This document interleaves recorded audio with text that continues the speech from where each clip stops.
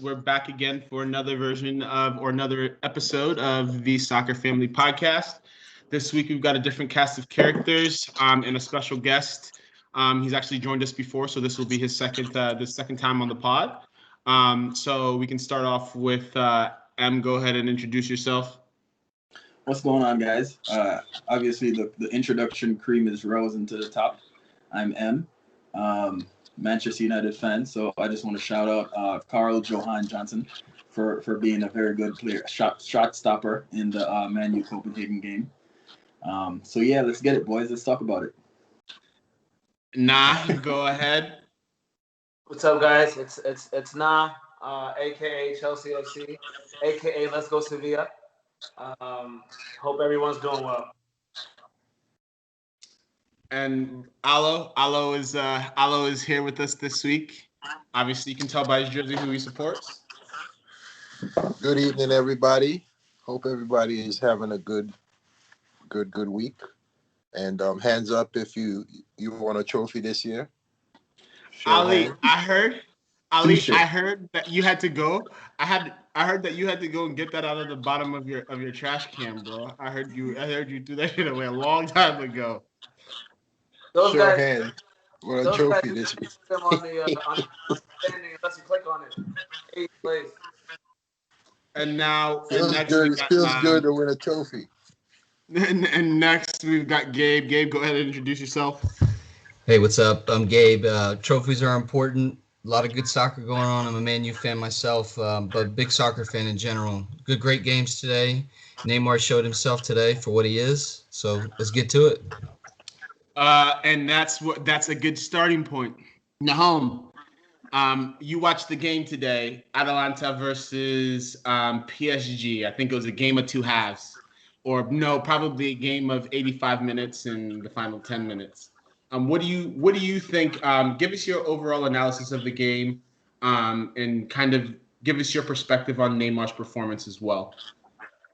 I think we know PSG struggle at regular formatted Champions League. This is the time to struggle.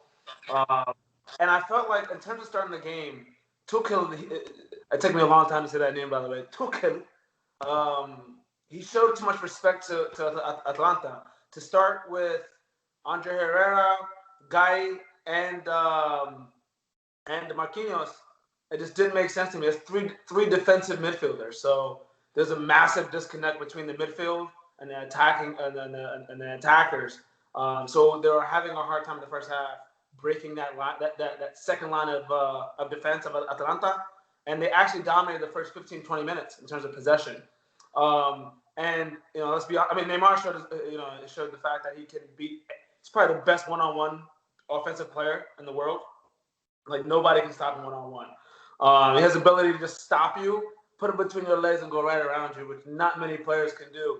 And at will, whenever he wants to do it. But he didn't have his shooting boots on today, so they were struggling. Mbappe changed the match. Two players actually changed the match. I'll give him credit. Mbappe and the Cameroonian guy, Chop. What's his name, Bazzi? Chong or Chop? The guy he's playing at Stoke City. He changed the game as well. So Tuchel said in the beginning of the game, he said Mbappe can play no more than 30 minutes. At halftime, you're down 1-0, and probably the biggest game of your career, of your managerial career. So to wait till the 60th minute, like I felt like he could have lost his job today. Because if he can play 30 minutes, he can play 45.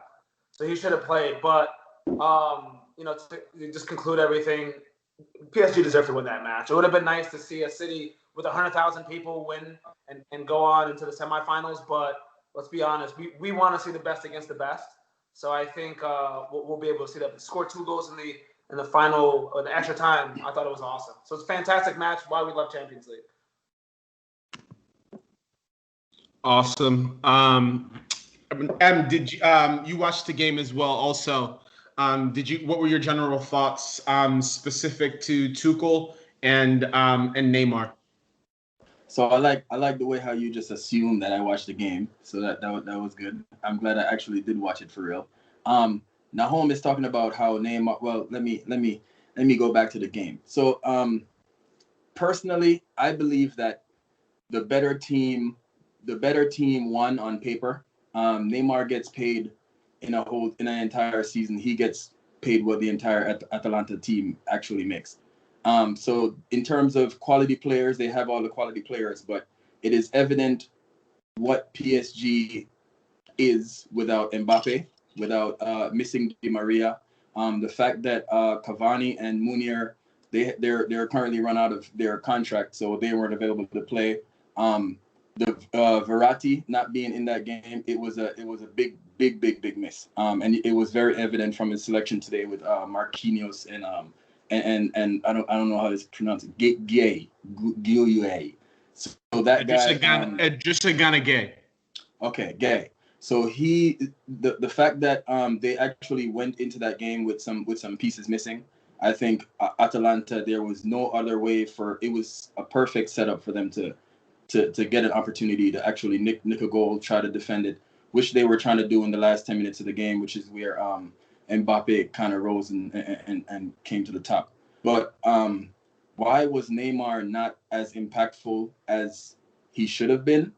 That is something that I'm very concerned about. Yes, he was playing beautiful football, joga bonito, right? But there were many occasions where I saw he had a clear open shot on goal, and it's not even that the keeper made a save; it was that he shanked it 2 or 3 times. So that is something for Tuchel to think about. I don't even know why he was on the. I don't know why he was. But you also have to remember, those guys haven't played a match in 4 or 5 months. And that's why Atalanta should have seized that opportunity, right? They were playing in Serie A. I think they've scored a little under 100 goals in the Serie A. So they have a very good team. It's just that on the day they missed the opportunity to slide through. Okay. Gabe, unmute yourself if you could. Yeah.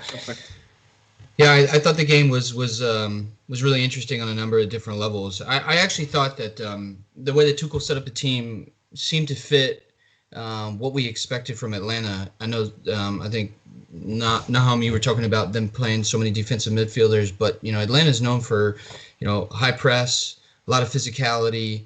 They score a lot of goals, and I think that in part he was trying to counterbalance what he expected from the Atlanta team today. And interesting enough, that's just not what we saw. And I wonder if it has to do with weather conditions. I don't know what it was like in Portugal, but I know the night games in Germany have been really, really hot. They've been draining. Teams have been struggling to reach that peak fitness. And obviously, PSG not playing for a few months has an impact. But I think that as it relates to Neymar, it's really important that we recognize that Neymar, a world-class player, cannot be playing like me. Like, those shots look like I was out there on the field. Like, that breakaway that he had where he didn't miss by like a foot. He missed by like 10 feet. And it was a clear breakaway. It wasn't like he had pressure on his backside. Like, that for any player professionally, I would say is unacceptable. For a world-class player, eye-opening. And the goal that Marquinhos scored, Em mentioned this too. It was a shank. So, I think Neymar showed his one-on-one individuality, his skills. I mean, they are world class, but what separates people from being truly great generational players is a full package. And he's a forward. He needs to be scoring goals. He needs to be on point. And today was a disappointment with so many stars, as you all mentioned, not in the lineup. This was a really great opportunity for him to put his stamp on the game and for him to talk about how this was his team and put him on his back. And I thought he had so many opportunities and really did put the team on his back, but he just couldn't finish it. And so I thought it was really interesting. But the only other thing I want to make mention of is Atlanta was disappointing. I mean, their style of play, high scoring, high press, I didn't see that much. And I figured that if the game was a tight game as it was, one up like they were, that they were going to be in trouble, because these teams with world-class players at every position with a lot more experience, they come back into games. I mean, we almost saw that with City. I know we're going to talk about that here soon. And PSG pulled it off. So hats off to them. Hello. Did you get a chance to watch the game today? And what are your thoughts? I want to hear you put yourself back on mute. I want to hear your thoughts specifically in regards to Neymar. First of all, I'm going to defend Neymar 100%. I don't know what you guys are talking about. Defend Neymar for what? For his performance today? Hey, hold on. You had your chance, man. Now just give me Uh-huh. Okay. So, first of all he proved today is that the guy is human. You know, that's all it shows is he's a fucking human. You guys are quick to forget what he does, what he's capable of doing, what he does time after time. This was one game against a team that he has dominated against better teams. You've seen him be inferior against bigger players, better players. So sometimes you got to give these guys a pass. You know what I mean? I don't think there's anything to worry about. There are bigger issues within what Gabe was saying in regards to, maybe some of the other players that are out. I think Mbappe needs to be there next game because they cannot go off of him not starting from a start because semifinals, you're going to need him. It's one leg game. It's not a two-way game. He needs to be there. And so, yeah, back to Neymar.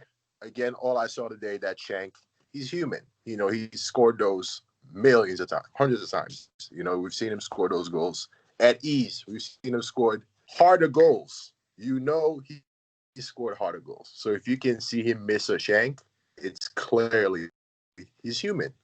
Shit happens. So I wouldn't be too keen on things like that. When I woke up this morning, I said Atalanta. In my language, we say Tawa.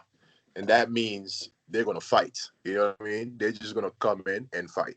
That's it. And whatever happens, happens. That's the type of team they are. They had no expectations. Those are the hardest teams to beat. And kudos to the coach because you have to have that kind of precaution. And that's what happens. Those guys, next thing you know, they scored. They were up 1-0. Before they scored, they had a chance. And they almost scored. So, those teams are very tricky. And again, it's a one leg. It's 90 minutes. You can't go back home. So a lot of things are playing in these guys' mind. And but again, to piggyback on what Gabe was saying, I was a little bit disappointed because in a way I felt like they went out of their game because it was PSG.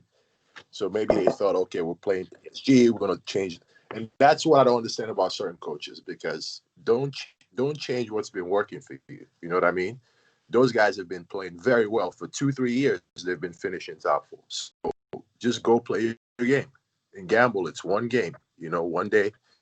And so, yeah, I was a little bit disappointed in that, but ultimately the better team won, I thought. Okay. And we will see all the best teams before. Fair enough. Just Hold on. Moving on. Since last week, we had an opportunity. There's been a bunch of games played. Man City versus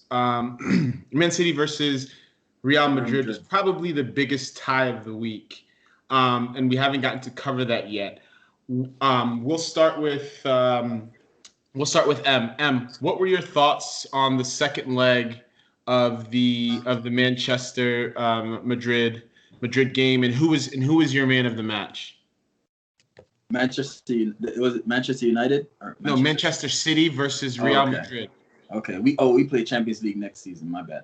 So for that game, I actually had Real Madrid coming through with the experience and actually coming through and winning that game. But the one thing that I had mentioned was the fact that they didn't have Gareth Bale. They decided not to bring Gareth Bale in the team, and he was probably one of the best options to play the counter-attacking style of football, playing over the top that Manchester City that's actually their only weakness. But the real talking point that we should be talking about is Varane. That guy, I think he's smoking something, and we need to get him tested, not just for COVID, but for drugs. Because I believe that I guess the fact that Ramos was missing, it put him in a leadership role, and I don't think Varane is used to that, so it kind of went to his head, and Ramos not being there actually impacted the game, as him being the Real Madrid leader and a legend. Hazard, he wasn't necessarily in the game. They actually nobody really looked like they were trying in the Real Madrid game. Like nobody looked like they wanted to try. They got a yellow card, I think, in the 80th minute. So that showed that the level of intensity that they had, it wasn't there. The fight wasn't there. KDB, once again, KG, I know you don't want to hear this, but he put up another world-class performance. He put passes, he put opportunities on a plate for Sterling time and time again. And of course, Sterling just didn't do that.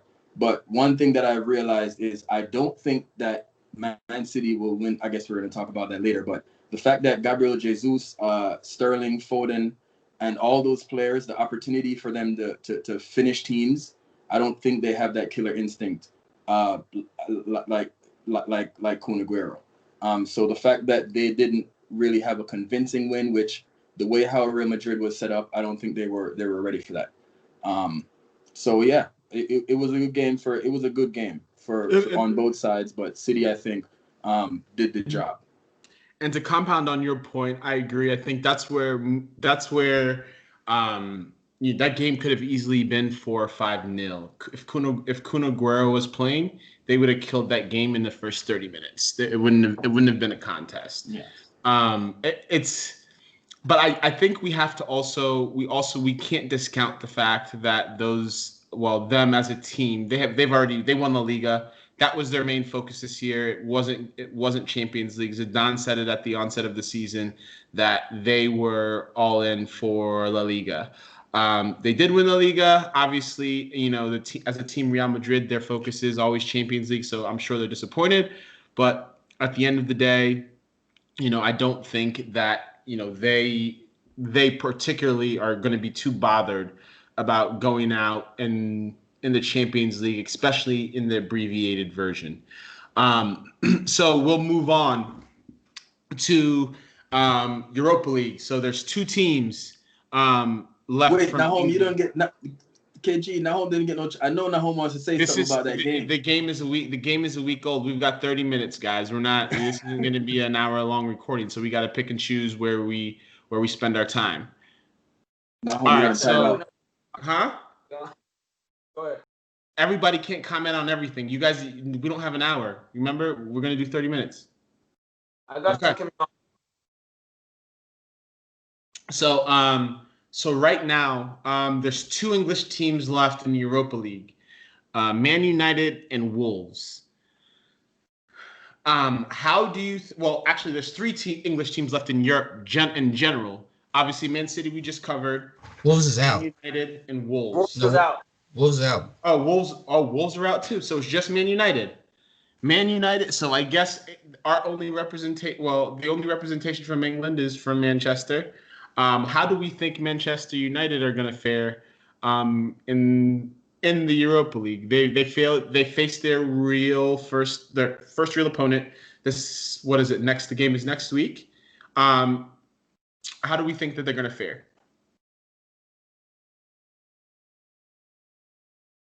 And I'll start with you, Gabe. I was as a Man U fan, I was really disappointed with the last game. I think that I know they've played a lot recently, but they had some rest. I think they had about a 2-week rest period. They sat some players the previous game in Europa League and played the B squad, and they just didn't come out strong. I mean, Rashford's not been right since the restart. I know he's coming back from a bad back injury, but I thought they were weak. I thought they weren't able to hold possession well. They weren't able to create a lot of chances. I think that had they played a real team, I know somebody was talking about that before, I think they would have been smoked.